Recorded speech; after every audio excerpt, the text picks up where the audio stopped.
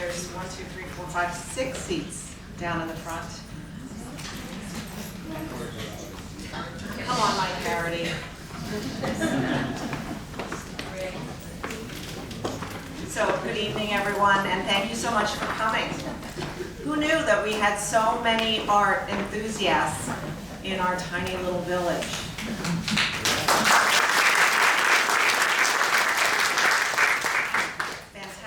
Fantastic turnout. I'm Suzanne Davis, co-chair of the Bronxville Historical Conservancy.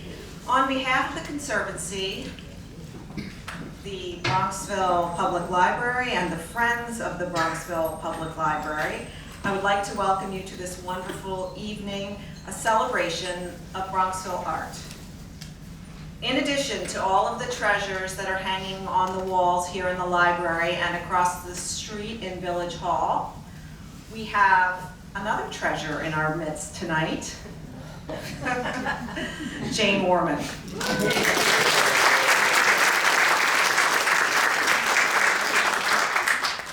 Jayne is a curator, an art historian, and an expert in the French painter Paul Cézanne. In her spare time, she, along with Marilyn Hill, have been instrumental in the acquisition of the Conservancy's robust collection of paintings. While I do not know very much about art, I do know that we are in for a treat tonight. So please join me in welcoming Jayne Warman.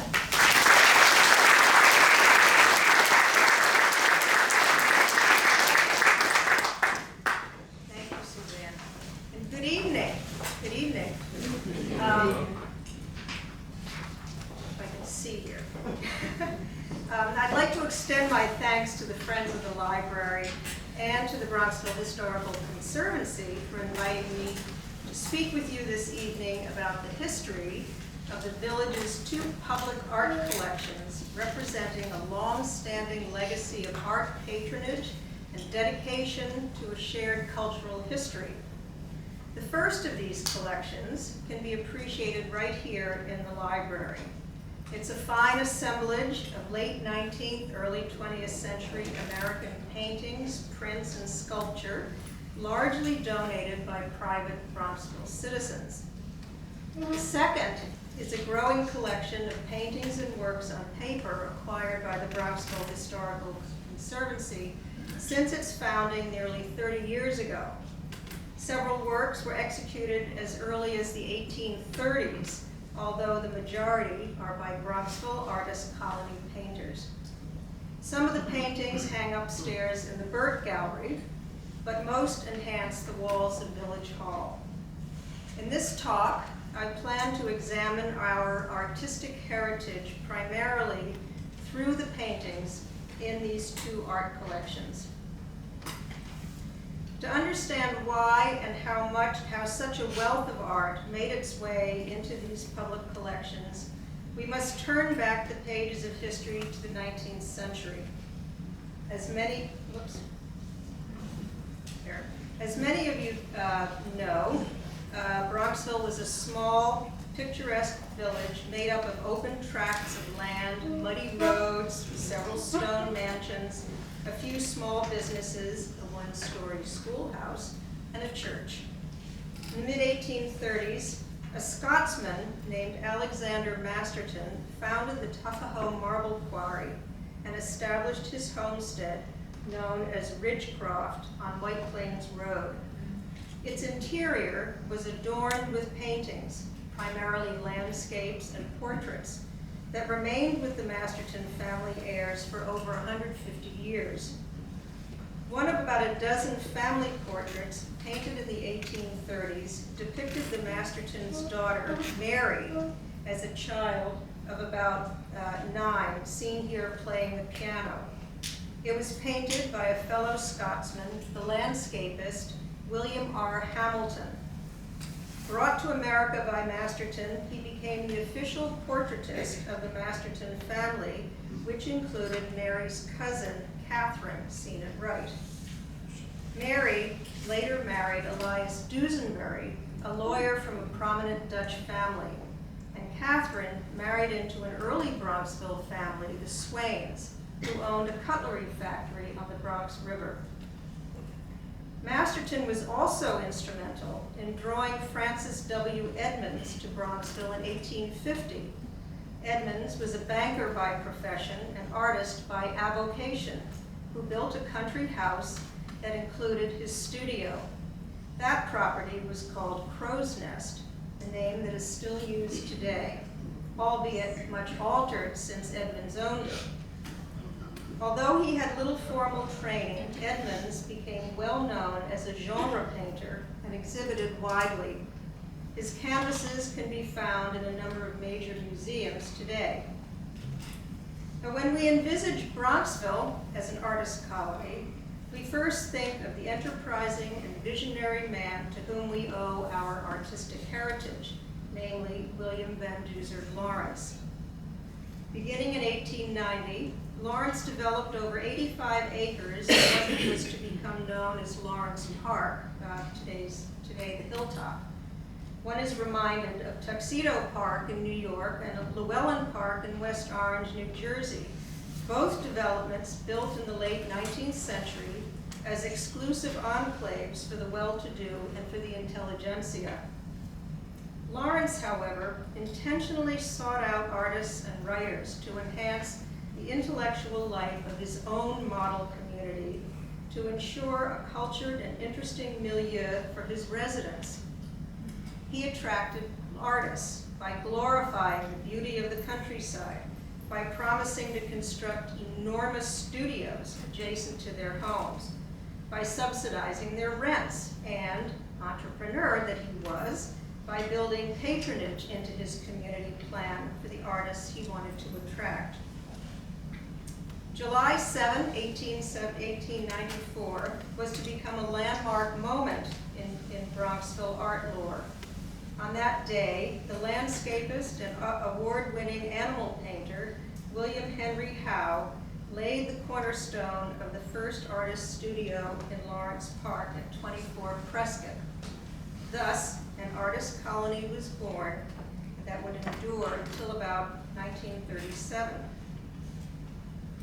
Lawrence certainly succeeded in his mission. By 1910, more than a dozen artists called Bronxville their home, and in the next decade, another half dozen or so joined them. They were seeking just what Lawrence had to offer. That is, as one historian so aptly described it, quote, the pleasure of living in a non-urban setting close to their New York studios and the benefits of New York's cosmopolitan art market, unquote. Although their talents were diverse, common to all of these artists was a shared enthusiasm for their newly found community, and it became the focus of their domestic and civic lives. Lawrence asked some of his new residents to each furnish a painting to decorate the public spaces of the newly built Gramerton Inn. That was in 1898. He claimed, quote, to give the inn an air of importance and dignity possessed by few of its kind anywhere, unquote. This interior view of the Gramerton shows a painting by resident artist Otto Bacher over the fireplace, and a frieze of deer by muralist Hermann Schlattermunt at right. Tragically, the building burned to the ground in 1900, but was soon replaced by a much larger and grander structure, boasting 300 guest rooms, 165 private baths, 3 restaurants, and on and on. The Hotel Gramerton became the site of many an exhibition featuring Bronxville artists. One such gathering of local talent took place in November 1915 and featured some 34 artists and architects and drew more than 1,000 visitors, as well as the New York press. Over the years, the Bronxville artists continued to exhibit in the village at the Hotel Gramerton and at the Lawrence Park Clubhouse, or casino, shown here. There, they staged amusements with their literary neighbors, performed tableaux vivants, or literally living pictures, or plays that they had written, often on Arcadian themes. They raised money for local causes and published articles in the local papers that included their observations of fellow painters and the New York art scene. And of course, these resident artists painted scenes of the village where they lived, as well as portraits of their neighbors. Here are some examples from our collections. As I mentioned earlier, William Henry Howe was one of the first of the artist colony painters to take up residence in Lawrence Park. He once acknowledged, quote, because of its scenery, rugged rocky cliffs, and the opportunity it afforded him of getting subjects that he needed in his work, unquote. He is probably best known as a painter of cows, and indeed became known locally as Uncle Howe Cow. This canvas was painted here in 1896 in Bronxville and was presented as a Christmas gift to Frank Chambers, by then owner of the Crow's Nest. It was later given to the library by Chambers' daughter, Margaret. Otto Henry Bacher moved to 5 Lookout in 1896. He studied in Europe and honed his skills as an etcher with James McNeill Whistler and as a painter with William Merritt Chase. The scene you are looking at here is titled Chambers Woods, and you are sitting in the midst of this landscape, as it is the site of our library. Recognize it? No. Wrong picture. I skipped it. Oh my goodness. There. Now you know where you are. My apologies. My apologies. William Thomas Smedley was best known as an illustrator and for his portrayals of fashionable men and women in social settings. Seated Woman with Parasol, which is a conservancy painting, is a fine example of this genre and was painted on the porch of 9 Lookout, sitter unknown. Smedley also painted this sketch of his neighbor's house in the snow, known as the Rookery at 25 Prescott. It was the home of muralist and painter Will Hickok Lowe and his wife. The canvas belongs to the Bronxville History Center and hangs in the Burt Gallery with those of other Lawrence Park artists. Mary Fairchild Lowe studied painting in Paris beginning in 1885 and regularly exhibited in the Paris Salon. She married the sculptor Frederick McMonnies and lived in an old priory, Le Prieuré, in Giverny, across the village from Claude Monet and among the large American expatriate community there. This is an image of the McMonnies garden painted by Will Lowe in 1901 and illustrated the following year in Scribner's magazine, along with other images of what was a truly spectacular garden. Will's first wife, Berthe, died in Bronxville in April 1909. Mary and Frederick divorced early in 1909, and in November of that year, Mary married Will in Paris and moved with her 2 daughters to the aforementioned Rookery in Lawrence Park. Mary and Will soon became an integral part of the Bronxville community. But before leaving France, Mary painted, oh, sorry, that's the family there. Sorry. Before leaving France, Mary painted a series of views of the Seine, the one at left of the Pont Neuf, and at the right, a work titled Quai de la Seine. Children's Regatta at Bronxville Lake, painted in 1924, is a charming image of a much anticipated and favorite annual children's event. And this large work, also by Mary, I'm sure you recognize it, was painted in 1927 in the garden of the Masterton House, then owned by Miss Amy Dusenberry, who was the last descendant. And it hangs, as you know, in the stairwell leading up to the Burt Gallery.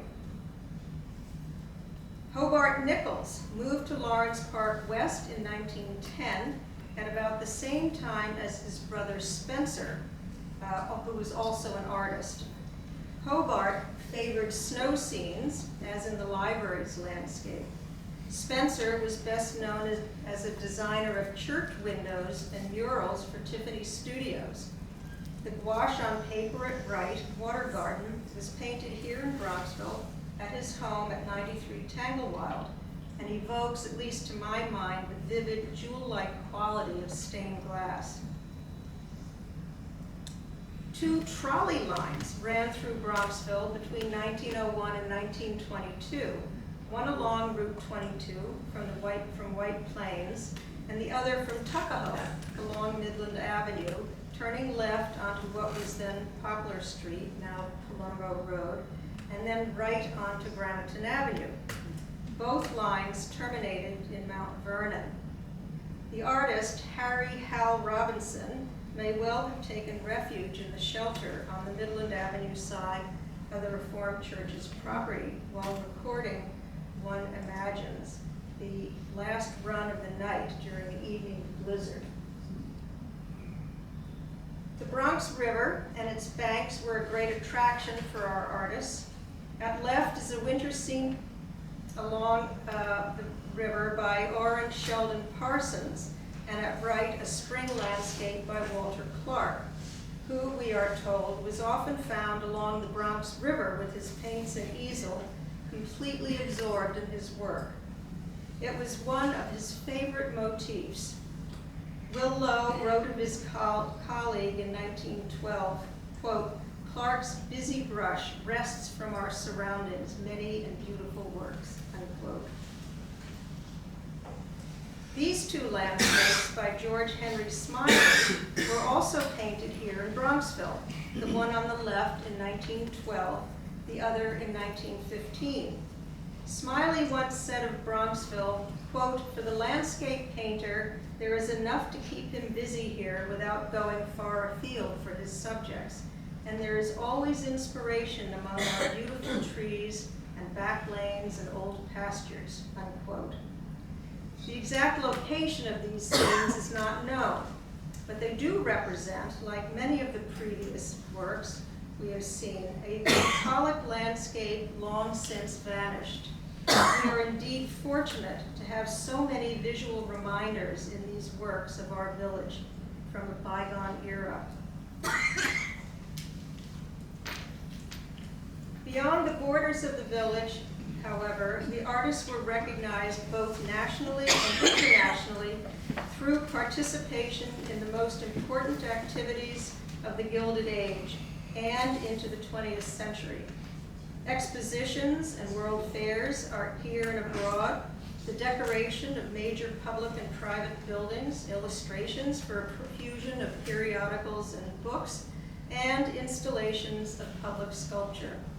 Some maintained studios in New York City, where their clients and dealers were easily accessible. Still others allied themselves with the more traditional art colonies in Old Lyme, Connecticut, Cornish, New Hampshire, and Provincetown, Massachusetts, for example. They were national academicians and members of the best art clubs in New York, the Century, Salmagundi, and Lotus, to name just a few.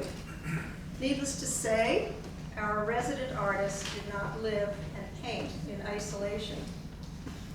In this image, for example, we see a group of artists gathered to honor Soren Emil Carlson, whose beautiful still life is represented in the library collection. Not only are Bronxville artists Hobart Nichols and Bruce Crane represented in the photo, but Angerd Kaus, Gardner Simmons, Emil Carlson, Jonas Lee, and Chauncey Ryder as well. The library has first-rate examples of all of these painters. This extended network would, in my opinion, become a motivating force in the creation of the library's art collection, coupled with the enthusiastic support of our artists. As you may already know, the library was once housed in the first village hall, built in 1906, the same year that the library was officially chartered. The library portion of the building consisted of 2 rooms on the Pondfield Road side, the area where it bows out. Support for the library grew quickly. Hundreds of books were donated by village residents. Circulation increased dramatically, and by 1912, it already needed to be expanded. By the late 1920s, the village planners were advancing the notion of creating a civic center at the crossroad of Pondfield Road and Midland Avenue. The twin schools were built in 1924-25. The 1850 Reformed Church building was replaced in 1926 by the stone structure we know today. And serious talk of constructing a separate library building on the third of the four corners had begun. Now, without going into all the details of planning, which took almost 2 decades of discussion and heated debate, the current Bronxville Public Library, as well as the current Village Hall building, opened its doors on May 17, 1942, to great acclaim. The library board and architect Harry Leslie Walker had succeeded in their aim to have a local library be domestic and simple, with home-like interiors, as contrasted with the old-fashioned institutional type of memorial library, or the Carnegie Library style, which sought to create a temple of learning and indeed looked like a neoclassical temple. The Bronxville Library was to be a cultural center as well. At the opening ceremonies of the library, Board President Ernest Quantrell proclaimed, quote, "Today is Thanksgiving Day for the Library Board. Since 1907, we have been working and hoping for a home of our own. Our dream has come true," unquote. He went on to define the new building, quote, "A library should not only be a storehouse for books and a shelter for readers, but also an influence on the community in architecture, furnishings, and art. We hope the library will stimulate interest not only in books and architecture, but also in art and other cultural fields," unquote. Paintings and prints were hung in various rooms and represented an attempt to carry out this broad cultural aim. To ensure the high standard of such artistic exhibits, an art committee was formed, headed by Hobart Nichols, then president of the National Academy of Design. Harry Leslie Walker and well-known etcher Chester B. Price served with Nichols. A separate exhibition room was the site of monthly shows by local artists, photographers, and students. Mr. Quantrell was a strong voice on the board and worked tirelessly for the library. His early retirement from the bond investment business, Halsey Stewart, enabled him to devote his time and energies to educational and philanthropic institutions, on many of whose boards he served. He was secretary and treasurer of Grand Central Art Galleries, and it was probably through this affiliation that he amassed his large art collection. For the library's first exhibit in 1942, he lent 15 paintings and a large group of Currier and Ives hand-colored lithographs, seen here displayed in the old meeting room. Many of these works remained on the walls of the library until December of 1999, when they were taken down in preparation for the renovation and expansion of the new building. In 1944, Mr. Quantrell exhibited 42 of his sea paintings by Frederick Judd Waugh that were hung throughout the building. He eventually donated 5 to the library, the largest of which hangs, called Line Squall, hangs in the central hall on the main floor behind the circulation desk. Several of Mr. Quantrell's gifts to the library stand out in my mind. Charles Webster Hawthorne, for example, studied in New York at the Art Students League and the National Academy of Design. The dominant influence on his development, however, was William Merritt Chase, whose studio he entered as a pupil and later as an assistant at Shinnecock Hill, Long Island. Hawthorne later established his own school of outdoor figure painting in Provincetown, Mass., where he loved to paint the people who worked and fished in the area. In his figures, Hawthorne was noted for his mastery in the placement of the head and the intense gaze of his subject, often inwardly directed, not unlike our boy with the red scarf. In his early career, he became interested in still life painting, and in many of his figure compositions, he prominently introduced related subjects as accessories: a fish, a green glass bottle, or as here, a basket of apples. Emil Carlsen studied architecture in his native Denmark before emigrating to the United States in 1872 at the age of 19. He was once referred to as the Jayne of American artists.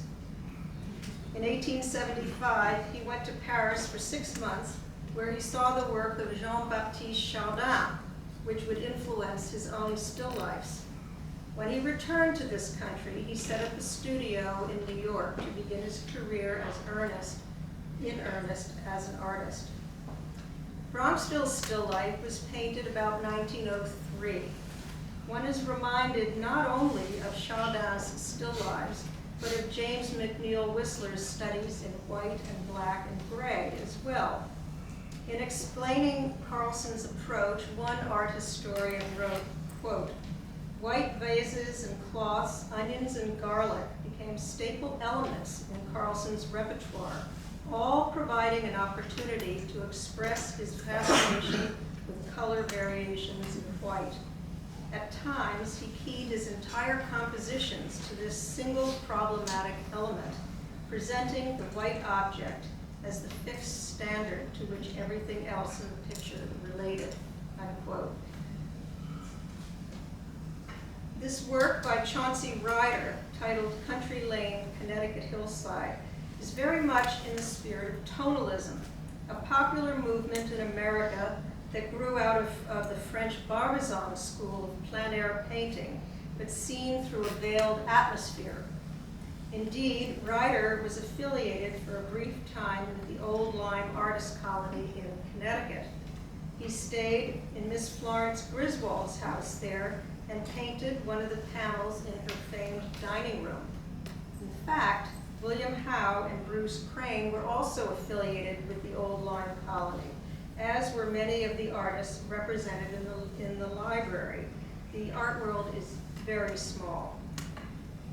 Over the years, Ryder developed a sketch-like style of landscape painting that was considered unique. One contemporary art critic described Ryder's work as lyrical and poetic, and often achieves a certain luminous quality, transforming a whole scene into something of otherworldly loveliness, unquote. Richard Miller's In the Boudoir hangs in the browsing room.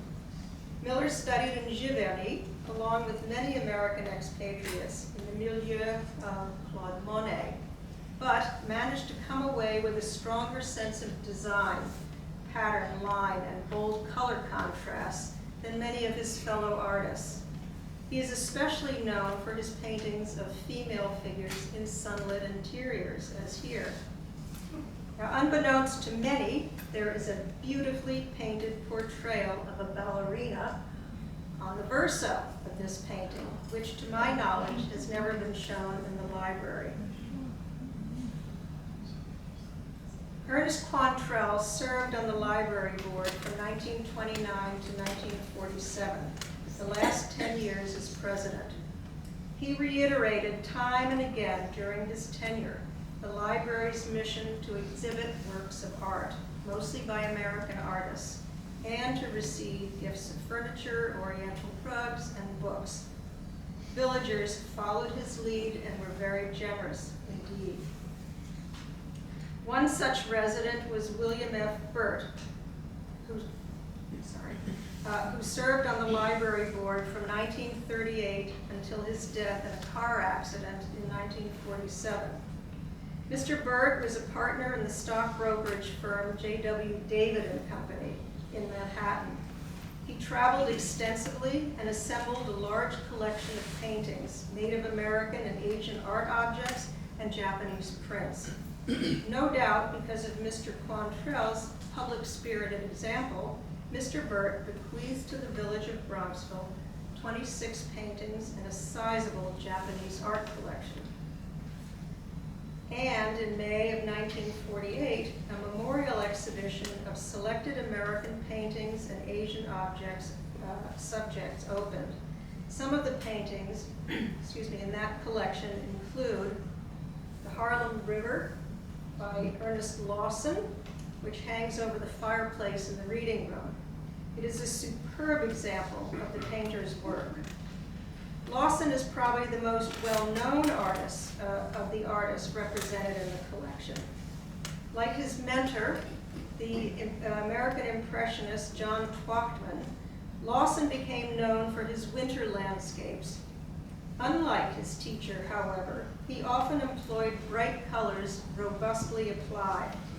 His palette was so brilliant that one contemporary artist referred to him as Lawson of the crushed jewels. The library owns another Lawson, also a winter scene, called Winter Sunset, and painted around 1920. And a little known piece of trivia for you: while living in Paris, Lawson shared a studio with Somerset Maugham, who used him as a model for the artist Frederick Lawson in Of Human Bondage. This powerful image, titled Indian with Blanket, was painted by Anger Irving Kaus. Kaus studied painting at the Art Institute of Chicago and National Academy of Design in New York, and then in Paris, like many American artists of his time. On his return to America, he became enamored of the great Southwest, and in particular, the lives and culture of the Pueblo Indians in and around Taos, New Mexico, where he settled. I am particularly fond of this library, the library's painting, for its sheer strength, intense palette, and the clarity and directness of its subject. Bruce Crane's work is represented in 4 paintings in the library, 3 of which were given by Mr. Burt. As one of our artist colony artists, the paintings hang upstairs in the Burt Gallery. Crane attended art classes in New York and abroad in the 1870s, where he was influenced by the subdued tonality and fluid brush of the Barbizon painters, in particular Jean-Charles Cazin. His later canvases reflect a preference for winter and autumn woodlands enveloped in an atmospheric haze, and for village scenes softened by moonlight.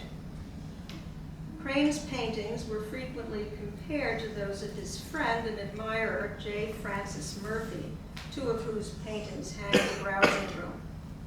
Like Murphy, Crane painted barren, unpopulated gray landscapes in a restricted palette, eventually using a slight dry impasto to heighten what could be described as a veiled atmosphere.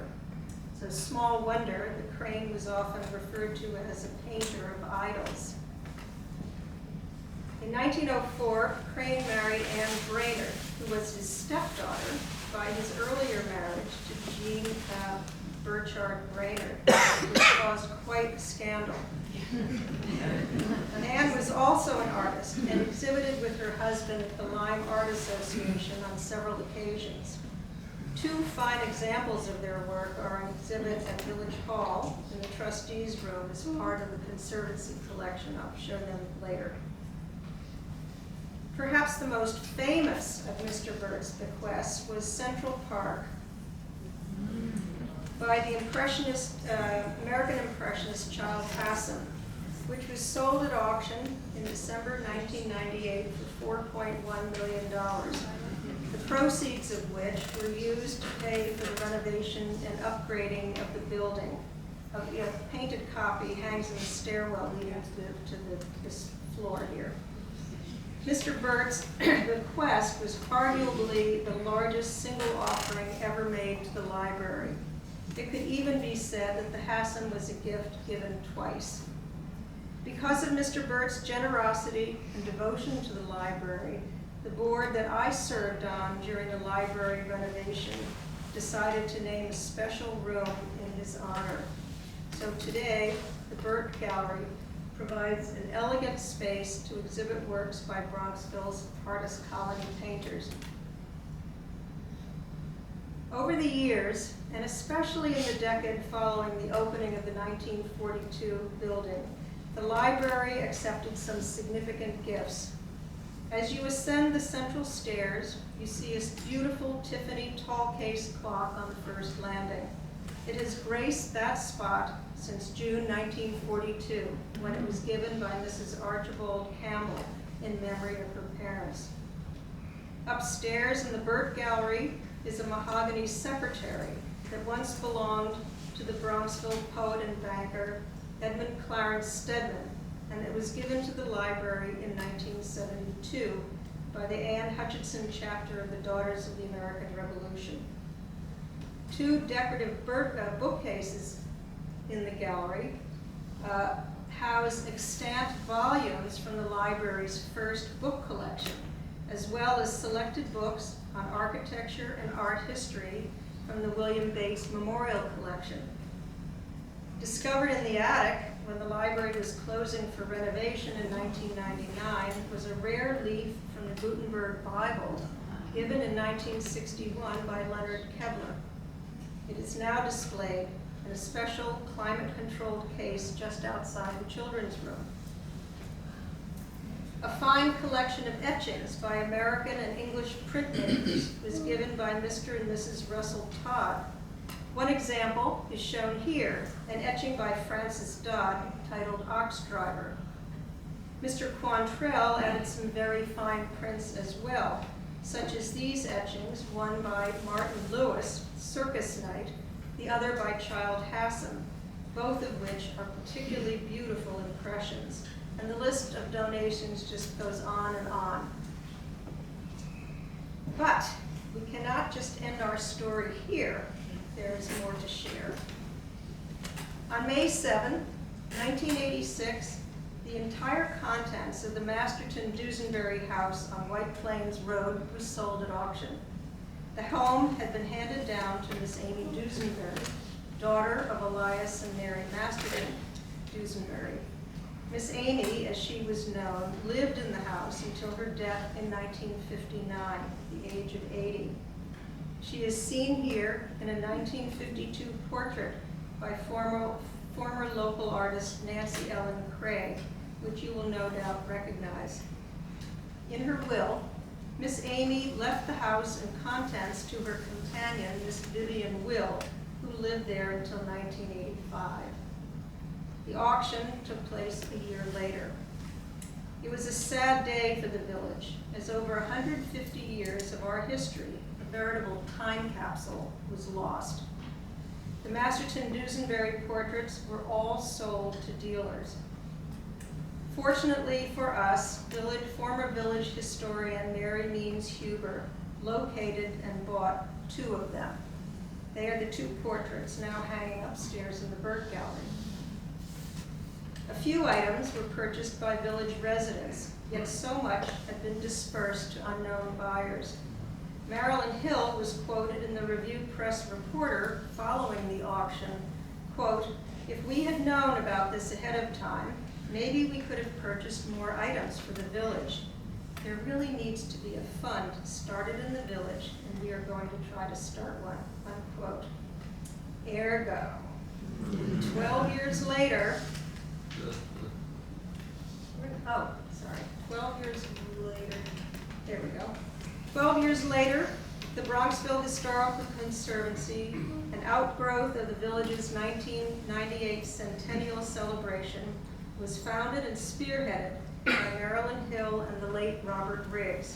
Its mission, quote, "to further the understanding and appreciation of the history and current life of the village of Bronxville," unquote, and to be prepared enough in the future to circumvent a loss of our heritage, as regrettably occurred in 1986.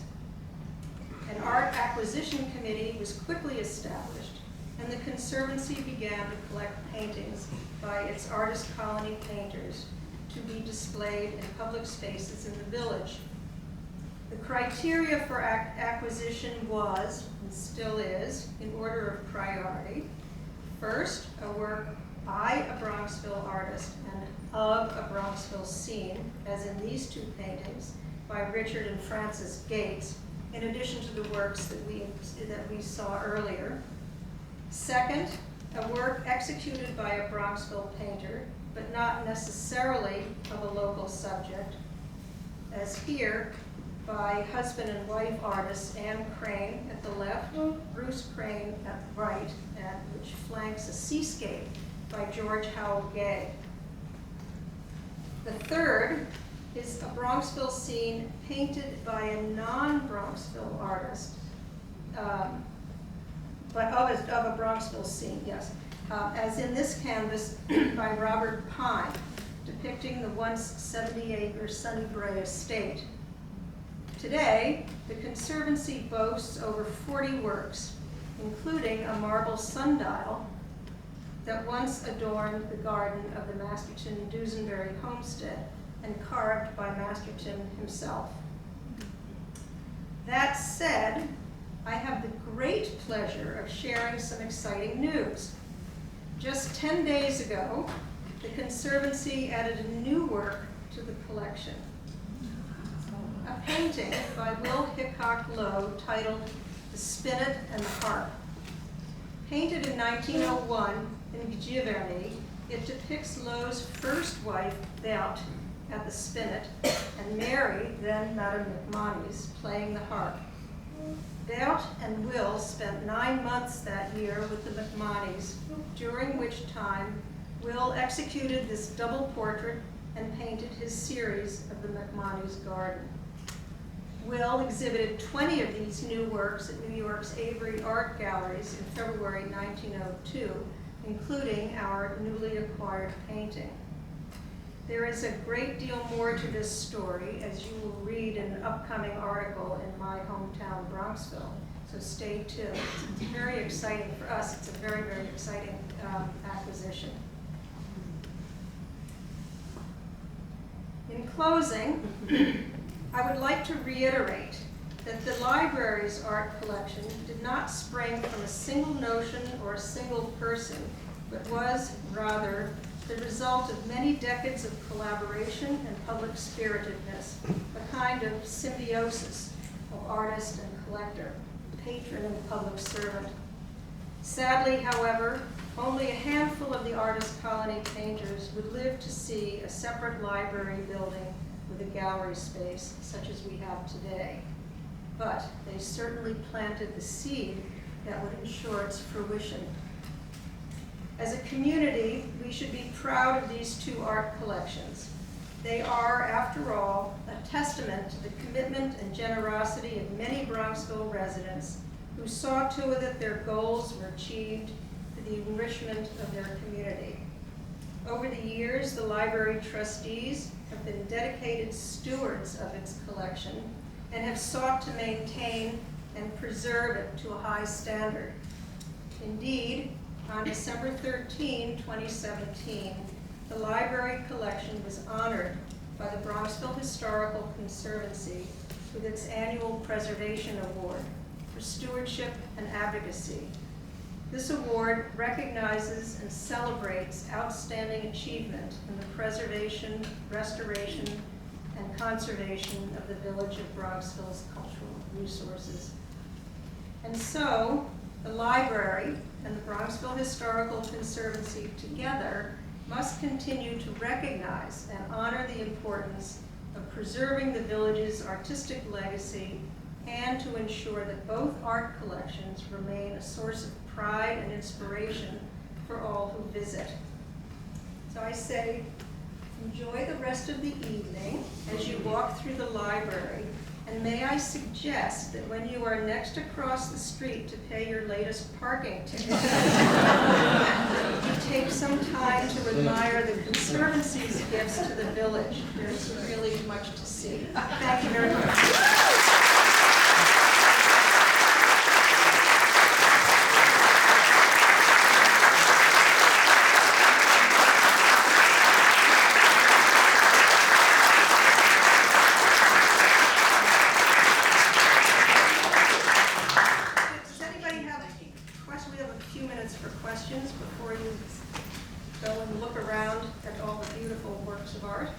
Yes, ma'am? Yeah, where's the sundial? As you're looking at Village Hall, it is to the right, outdoors, right outside of the, is that the trustees? Yeah, the entrance to the trustees room. Unfortunately, the gnomon has, I don't know, it fell off or something. It's been located, but it's not totally complete at the moment. But yes, it's actually signed. It's pretty fabulous. Yes, The original though exists. the original exists, yes. We had a copy made, but it came off, and I don't know how it came off, but we know where it is. So, is there any other questions? All right. I have a question. Oh, sorry. Yeah, I'm just wondering who bought the child Haslam, and is it in a museum or a private No. collection? Or? We do not know where it is. It was actually lent to a Haslam exhibition in New York at the Met, and even the Met didn't know who owned it. They had to do it through Christie's. They had to do it through Christie's. The Haslam is a story in and of itself. When we decided that it needed to, when we had it appraised, it was appraised for a very high figure. We didn't know what to do with it. We thought of putting it in the village jail. There was literally no security at the library at the time. But anyway, and the other interesting thing, I was telling somebody earlier, the other interesting thing is that we took it off the wall and nobody noticed it was missing. No one.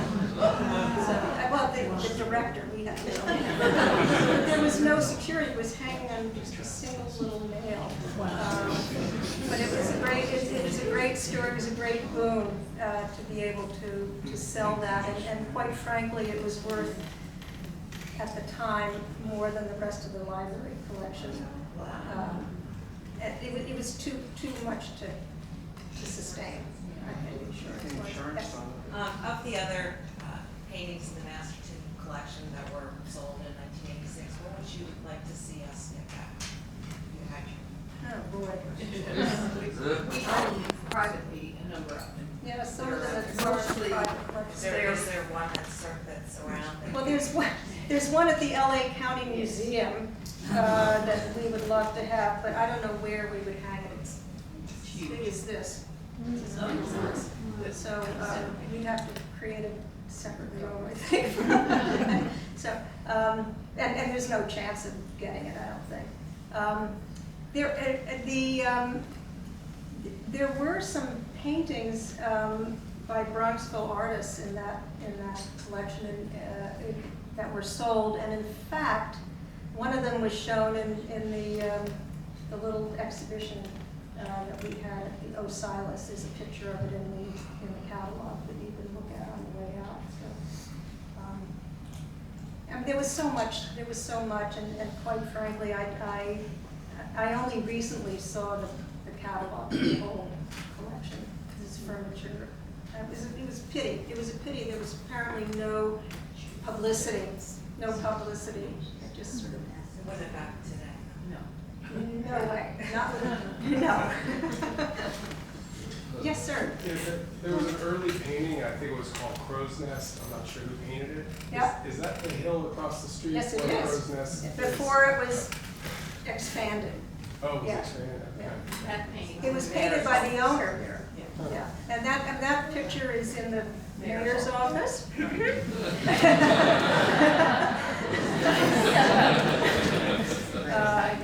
And it's not, it shouldn't see a lot of light, and actually it doesn't get much light. I think we probably had some really epoxy put on it or something to protect it as well. All right. Well, thank you for coming.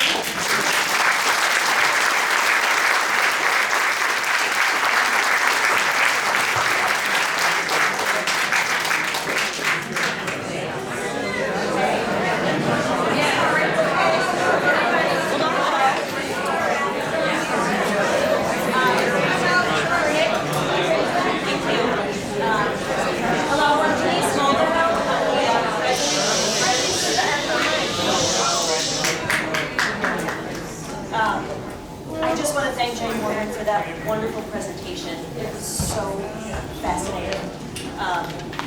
thank you also to the Bronxville Historical Conservancy for co-sponsoring this event with the Friends. We're so happy to celebrate Bronxville's artistic legacy and the art in this beautiful library with the BHC and all of you. While tonight we're learning about Bronxville's past artists and art patrons, on Friday, the Friends is hosting its annual benefit, which will be a celebration of Bronxville's artists of today. A number of professional local artists have generously donated their art, which is hanging behind me, for an art auction that we'll be holding on Friday at the party. We invite you to become patrons of the arts in Bronxville and support this wonderful library in the process. Please join us for a reception in the gallery outside this room and for the self-guided tour. You'll see many of these paintings hanging on the walls. It's so fascinating to see them in person. And yeah, thank you.